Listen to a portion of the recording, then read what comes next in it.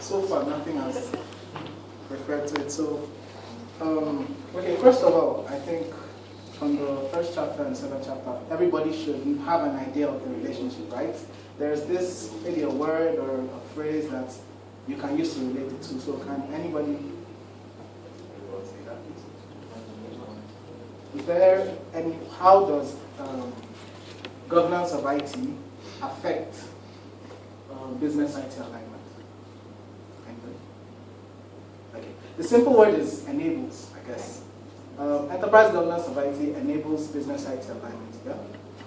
Okay, so it kind of seems like I've answered my question in that sort, but it goes a little further than that. So next slide, please. But if it enables business IT alignment, then isn't that what Aliyu was saying? It doesn't enable business IT alignment? Like right at the beginning, Aliyu said something like, just because you have enterprise governance of IT doesn't mean that you have business IT alignment. Yeah. But here you're saying the opposite. No, I'm not. We're actually going to prove it. Oh, There are two questions mainly in this part. Does enterprise governance of IT really affect business IT alignment? And then which structures, process, and regional mechanisms are really important for IT alignment? Yes, they've treated it in previous chapters, but they were going to use it based on Disu's presentation. They use extreme case research, which is picking the two deviation, it uses deviation, picks the highest and the lowest sets of deviation. So in this case, they picked 4, 2 from each side. So if you look at it, it's already organized for us, I guess. A and B have the lowest deviation, or the negative deviation, and I and J have the highest deviation from the average. So they use those to actually discover, to answer those questions that they asked. So, okay, so now, in order to measure IT governance, which is different from measuring business IT alignment, which my colleagues have been doing, they used, thankfully it wasn't 2 people this time around, they just used the generic capability maturity model from ITGI, that's IT Governance Institute. So this measurement is actually from 0 to 5. 0 being non-existent, which means the organization, they do not have business IT alignment, or they don't even know there's something missing. For them, ignorance is bliss. They just continue. If everything is scattered, they just do their work like that. 1 is they have a feeling that something is wrong. They know they're not aligned, but they have no structure. There's nothing on ground. They don't even know what is wrong. All they just know is they're aware that, okay, we need to change some things, right? Now, 2 is they have some practices in play, but it's not structured, it's not written, it's not organized.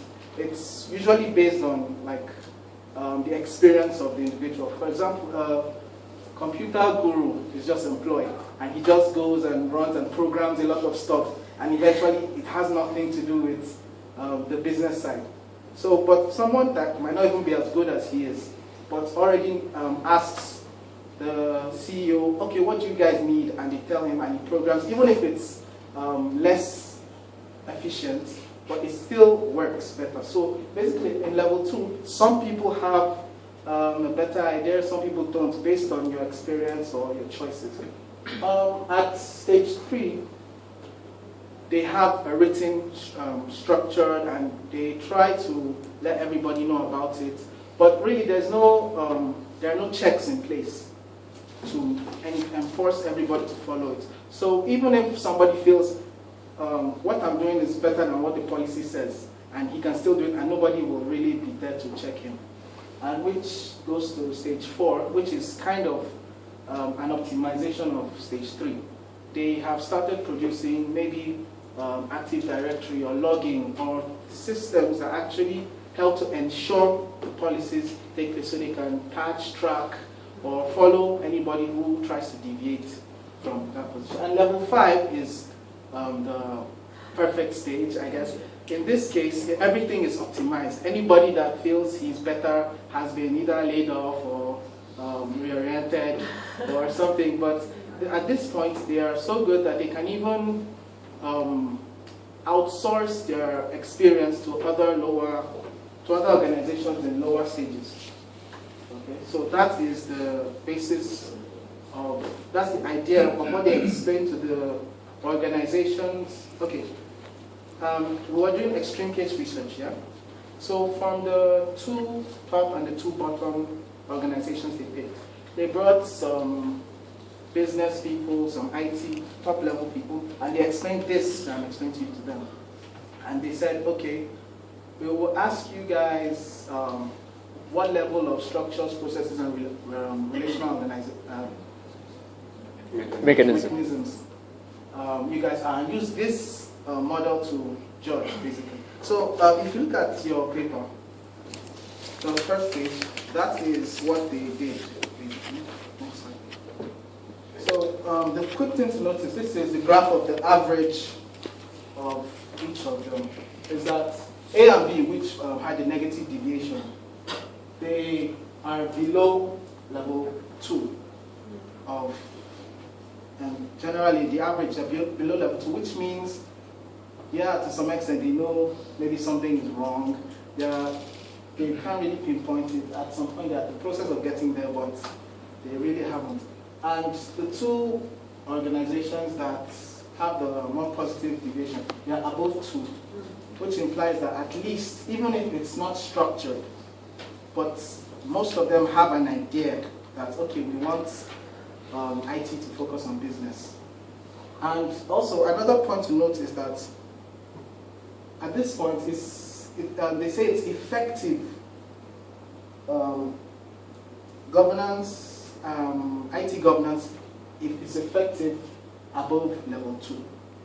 That was the conclusion we got, which means the conclusion to answer the first question is that yes, IT governance does affect IT alignment, but only when it's above the level 2.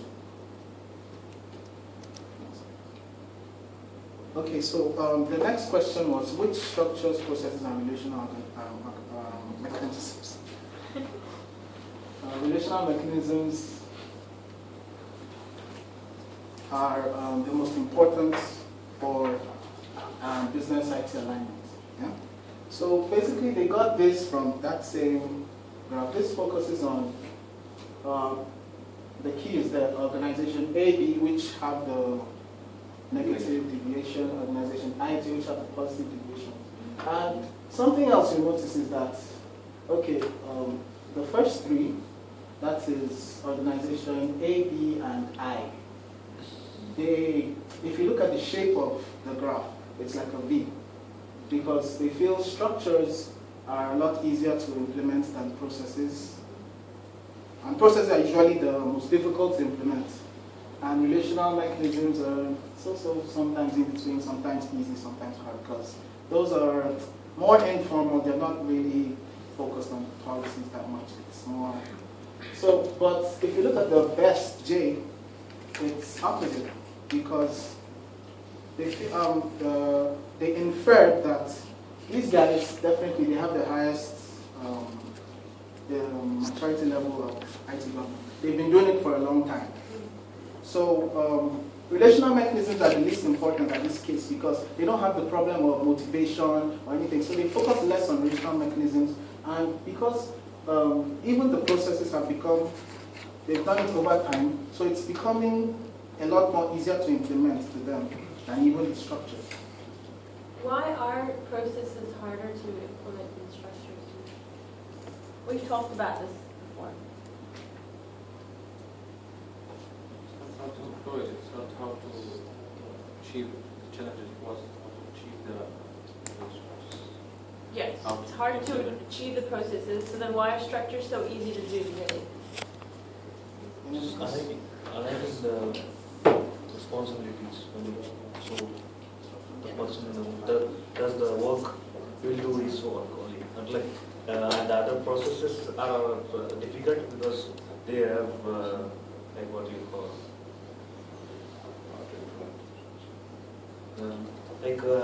Overall, we have to see like it is achievable or not. But for the structure, for a particular responsibility, then not, it is just how to Quite straightforward. It's easier to say something. The definition itself is it's a process, it's how things are done, right? Right. So it takes too much time to change something like that. Yeah. I mean, if an organization has been doing something for like the same way for 5 years, in order to change it, you need at least a couple of more years to be Yeah. changing the series results. So it's not difficult to implement, but it's difficult. It takes long to implement.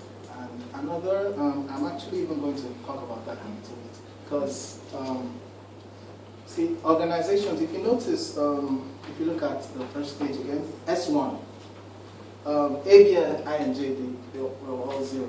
And that is IT strategy committee at the level of board of directors, which everybody knows is important.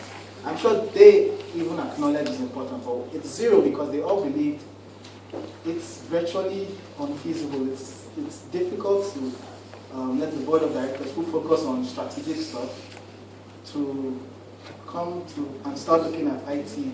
And in most cases, actually, IT is kind of looked at as a lower thing. It's not business people in most cases, especially the ones at the level of the board of directors, don't feel it's important. It's a nerdy thing. It's not something. So, Which is what it's like in education. and that's why it's very it's very difficult to implement. Can we just take a quick break? I just need to go to the loo. I'll be right back.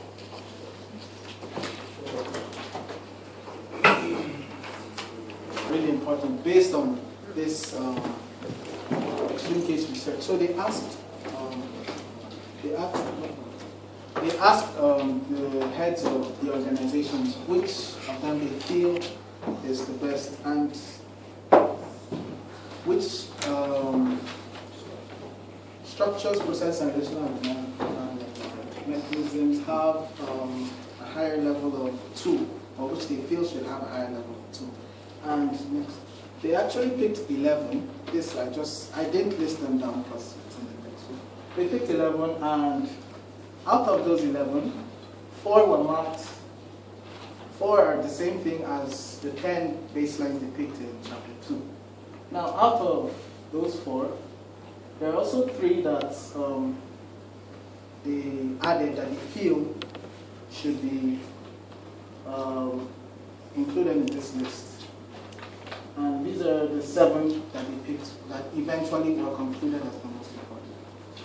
IT Steering Committee, IT Project Steering Committee, Portfolio Management, IT Budget Control and Reporting, Steering Reporting to CEO, IT Leadership, Project Governance, Management Methodologies. I think the first 3 are structures. This is supposed to be zero, actually. The next 3 are processes, and the last one is relational. Now, I really don't have much to say about them because I feel from chapter 1 and 2 we covered them mostly. But for people who work in organizations that are trying to implement IT governance, when you look at this as a baseline, how many of these exist in your organization? You work in a big organization. Do you have IT governance? And how many of We these have things corporate exist? governance actually, and Okay. they starting with it in each year, finance governance, Yeah. IT governance, and I think we have HR also. They have most of this. IT leadership, no, it's like there's no CEO by this group, but There's the other ones that there's a exist? steering committee. There is, okay. Yeah, there is a steering committee, there is a portfolio management, there is the budgets for sure there. The leadership, the governance, those are there. They have only the position CEO, CIO, and the IT leadership. It's not announced clearly that they have. Most of those we have. Okay. So that's interesting because the CIO reporting to the CEO and IT leadership, they would be quite important, I would have thought, right? Because it's what Aliyu was saying about having the CIO being very clear about what the IT strategy is and communicating that to the business side of things. So if that relationship doesn't exist, those 2 things, then the success, like in the future of IT governance, might be a little bit hazy, right? Because Because the structure, the organization we have, it's not IT structure. It's not an IT organization. It's an organization, they have, the IT is a department only. So the position in the IT structure, there are more than one IT leadership, more than one CIO. there's more than one CIO. Yeah, but it's not clearly as a CIO, they are officers. So they are responsible about something for communication, something for IT development infrastructure, something for traffic, something. Well, that's interesting. Yeah. So there isn't one top IT person. Yeah, it's hybrid structure mostly. Regarding this point, I mean, what's the alternative of not having the CIO reporting to the CEO? Because in most organizations they do, even if they do not implement IT governance. So I don't think it's related to IT governance or implementation. I mean, if the CIO does not report to the CEO, so you report to what? To the board, to yourself? Okay. So should report to the CEO, right? So why is it an important structure thing to? What were you saying, DC? Some report to the CFO. It doesn't have to be directly to the CEO. Some organizations have CFO on top of the CIO or some other department.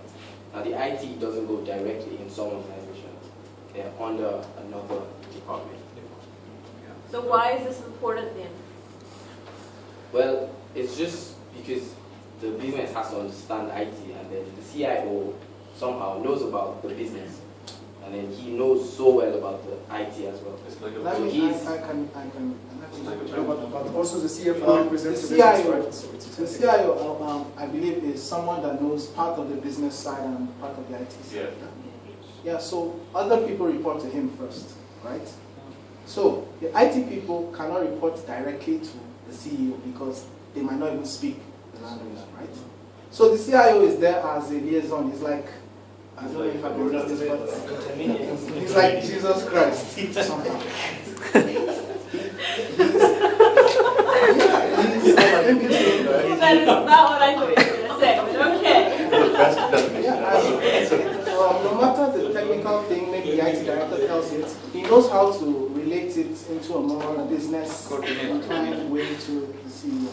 Yeah, but it's by default should be. Yeah, it's by forced into- default, but you know, I'm looking at it from in every organization. I mean, in my CIO organization, reporting the to CIO and CEO. the CTO, which is the Chief Technology Officer, they both report to the CEO. So, But as Shadi was saying, that's Yeah. not how it works in his organization. So if that structure isn't there in his organization, do all of these IT leaders go to the board now? Do you know when you have one CIO reporting to the CEO, there is a relationship there between these two people, right? It's a bridge between the CEOs and the board support. And if there isn't one CIO, then who's communicating the IT vision? If you have 4 people communicating an IT vision, it's not one IT vision, is it? So it becomes difficult if you have too many people being in the same role, reporting to the same person. Yeah. If it is pure IT organization, this one it will fit the CIO. But if it is an organization like the government organization and have multi-sectors of IT, it will not be useful to have one CIO. All of these people I mentioned to you, they are CIOs, and they are reported directly to one CEO. All of them report to the same person. Yeah. Okay. I think it will make alignment difficult. It would make a line. Because they assume that each entity of those, they are a department independent of each other. Yeah. They are not related to But it. all the aspects of IT are. We have an IT strategy. How come? Yeah. Through that strategy, they achieve the goals of the general strategy items. And each department is aligned with the business from that strategy. So that's interesting, because I would have thought there'd be one CIO who sits on top of all those CIOs, who then has the relationship with the CEO. So that's interesting. Yes. There must be a consensus between those different CIOs.